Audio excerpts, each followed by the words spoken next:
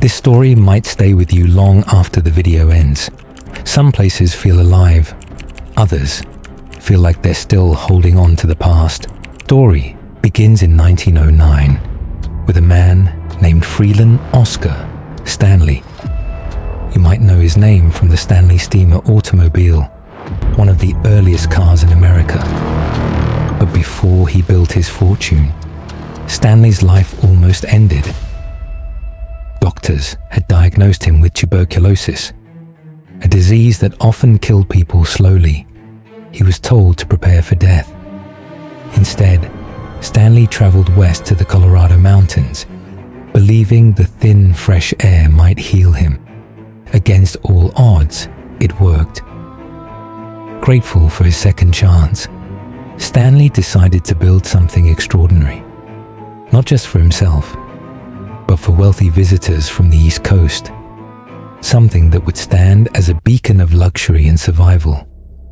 And so, in the quiet town of Estes Park, on the edge of the Rocky Mountain National Park, the Stanley Hotel was born. When the doors opened, guests were stunned. The colonial revival architecture, the grand hallways, the sweeping views of the Rockies. It was unlike anything else in the West. The hotel had 140 rooms, and for its time, it was unbelievably modern. It had electricity, running water, telephones in every room, and even cars for guest use. At a time when the Wild West was still a memory, the Stanley was pure elegance. Celebrities, politicians, and the wealthy elite all checked in. The hotel wasn't just a place to stay, it was a statement of status. But as decades passed, glamour faded. The hotel began to fall into disrepair. By the mid-20th century, the Stanley was a shadow of itself, worn down and nearly forgotten. That is, until one night in the 1970s. In 1974, a struggling writer named Stephen King checked into the Stanley Hotel with his wife Tabitha. It was off-season. The halls were empty. They were among the only guests in the massive building. That night, King stayed in room 217. He wandered the halls, alone in the silence, and later dreamed a nightmare so vivid it shook him awake. His young son running down endless corridors, being chased by a fire hose that had come to life. King would later say the hotel itself seemed to speak to him. Out of that nightmare, he wrote The Shining, a book that changed horror forever. Although Stanley Kubrick's 1980 film wasn't filmed at the hotel, the connection was permanent. The Stanley had a new reputation, no longer just a relic of the past. It was now the haunted hotel that inspired The Shining. In 1997, the TV miniseries version of The Shining was filmed there, sealing its legend even deeper into pop culture. Since then, the Stanley Hotel has become known not only for its luxury, but for something darker. Guests don't just come for the mountain views. They come to experience the ghosts, and there are many. Over the years, paranormal investigators, television crews, and tourists have all reported activity inside the hotel. Shadowy figures in empty hallways, laughter where no children are staying, music playing when no one is at the piano. Let's step inside room by room and uncover what people have claimed to witness. If the Stanley Hotel has a crown jewel of its hauntings, it's room 217.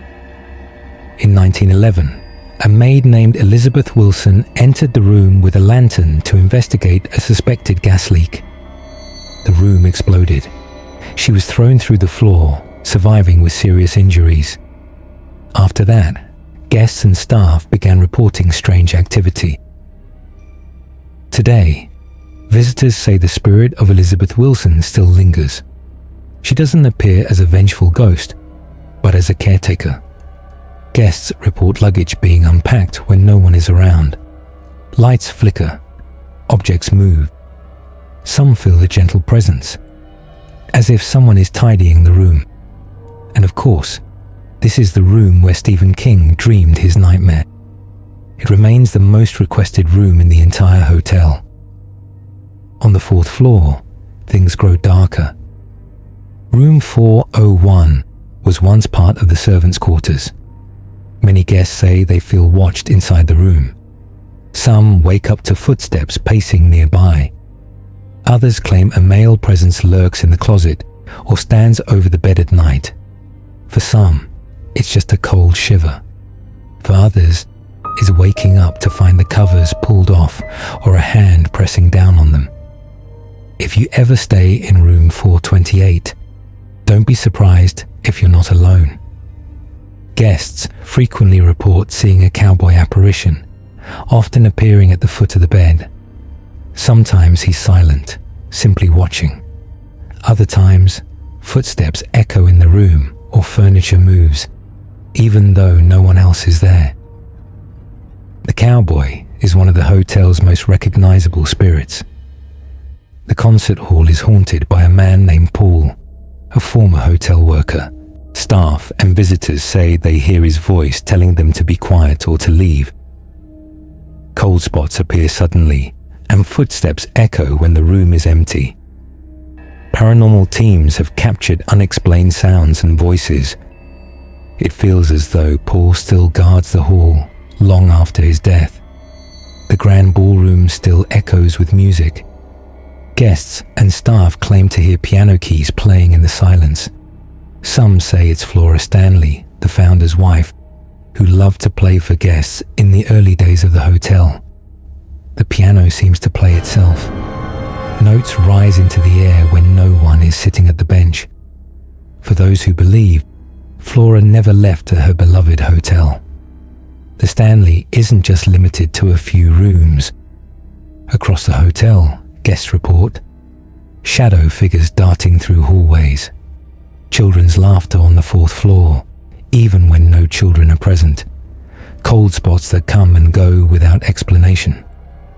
So what is the truth of the Stanley Hotel? Is it simply an old mountain resort with a colorful past? Or is it a place where energy lingers, refusing to let go? Where the spirits of workers, founders, and guests still walk the halls? Maybe it's both.